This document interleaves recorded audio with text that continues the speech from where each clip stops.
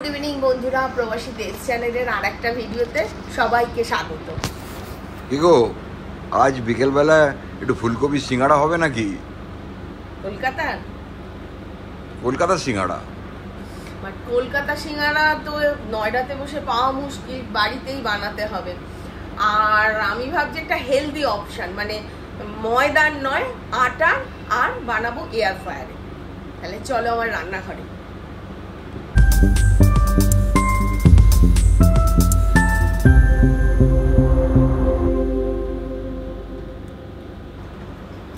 क्या कर रहे हो ममता?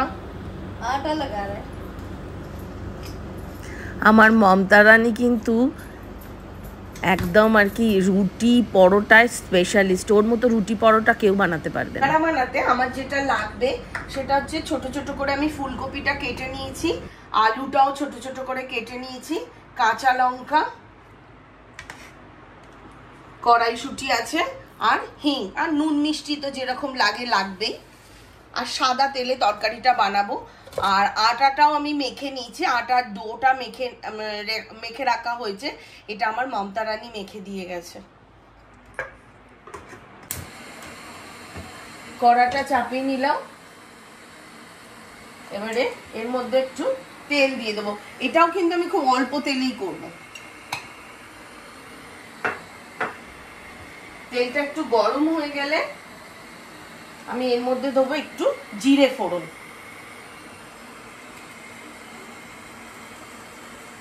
শুকনো লঙ্কা ফোড়ন দিয়ে দিয়েছি। এরপরে আমি এর মধ্যে একটু হিং দিয়ে দিলাম।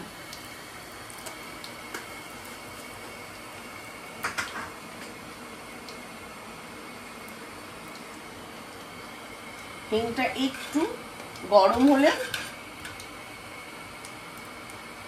আমি এর মধ্যে দিয়ে দেবো ফুলকপিগুলো।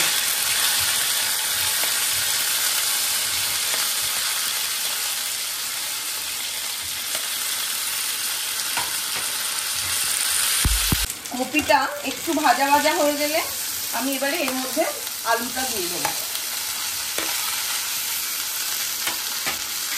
আর আমার যে দুটো কাঁচা লঙ্কা রেখেছিলাম এগুলোকে আমি কেটে দিয়ে দেবো এর মধ্যে। এবারে আমি এর মধ্যে একটু নুন দিয়ে দিলাম। নুন দিয়ে এটাকে ভাজবো। তারপর একটু কড়াইশুঁটিও দিয়ে দিলাম। ভাজা ভাজা হয়ে গেছে। আমি এর মধ্যে অল্প একটু হলুদ দিয়েছি, যদি ইচ্ছে না হয় হলুদ নাও দিতে পারো। এবারে এর মধ্যে অল্প জল দিয়ে আমি আলু কপিটা সেদ্ধ হওয়া অবধি অপেক্ষা করবো। এবারে এটাকে আমি একটু চাপা দিয়ে রাখবো। আর এটার মধ্যে আমি মিষ্টিটা কিন্তু চিনি দেবো না, আমি জ্যাগরি পাউডার দেবো। আমার ব্যালকনি থেকে পুরো নয়ডা সিটিটাকে এরকম লাগে।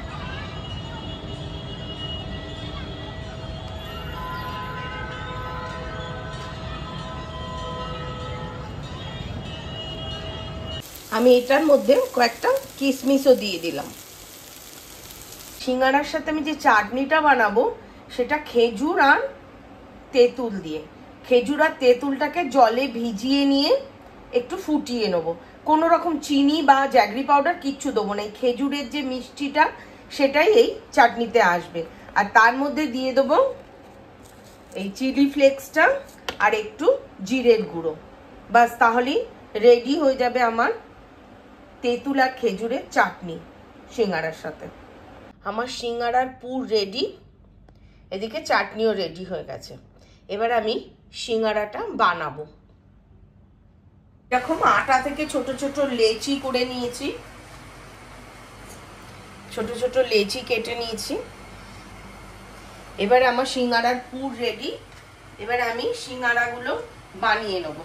এয়ার ফ্রায়ারে অয়েল ব্রাশ করে নিচ্ছি।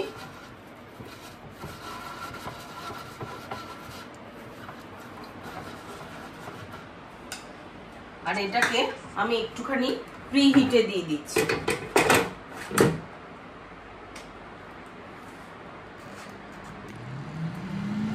180-তে আমি প্রি হিটে দিয়ে দিয়েছি।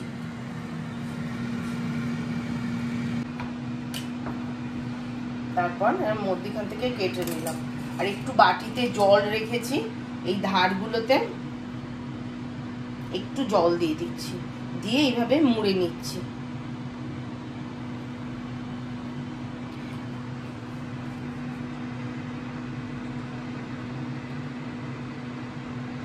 এবারে পুরটা করবো।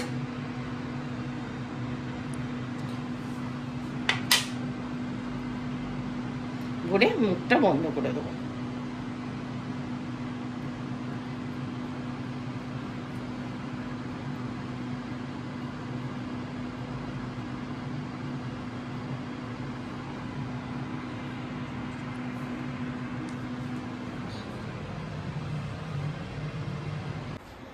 যদি একটা ফর্ক দিয়ে এইরকম ভাবে করা যায়, মুখটা আর কখনোই খুলবে না, দেখতেও সুন্দর লাগে।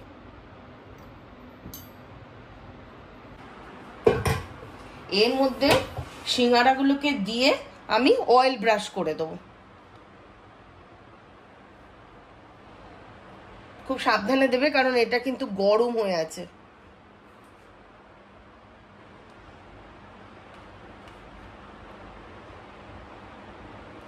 এভাবে আমি এগুলোকে অয়েল ব্রাশ করে দেবো।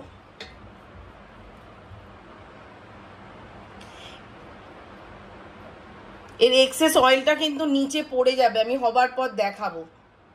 দুটো দিকে আমি অয়েল ব্রাশ করে দেবো। 180-তে 15 মিনিট দেবো, 15 মিনিট লাগে এটা। সিঙ্গারা তৈরি হচ্ছে, এখনো হয়নি। দেখো আমার সিঙ্গারা রেডি। আর দেখো এক্সেস তেলটা সব নিচে পড়ে গেছে।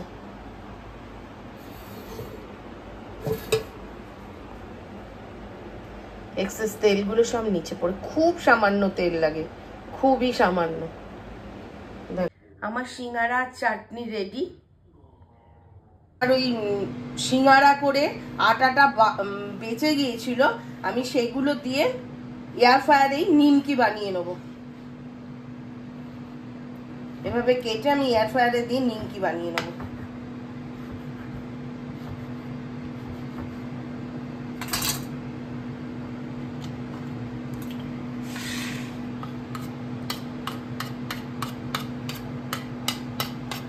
দেখো এগুলোকে এভাবে আমি এয়ার ফ্রায়ারে দিয়ে দিয়েছি।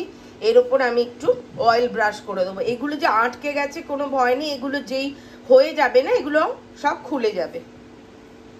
মধ্যিখানে আমি একবার বের করে নিয়েছি, দেখো সবগুলো এরকম হয়ে গেছে। আর আমি একটুখানি অয়েল ব্রাশ করে নিচ্ছি, সবগুলোই খুলে গেছে। দেখো দেখো আমার ধোয়া ওটা চা আর নিমকি রেডি।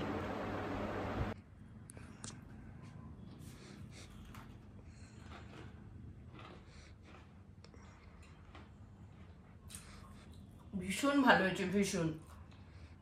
আর একটাই সাজেশন, যে এই সিঙ্গারাটা একদম গরম গরম খেয়ে নেবে, যেহেতু আটা আর না, ঠান্ডা হয়ে গেলে ভালো লাগবে না।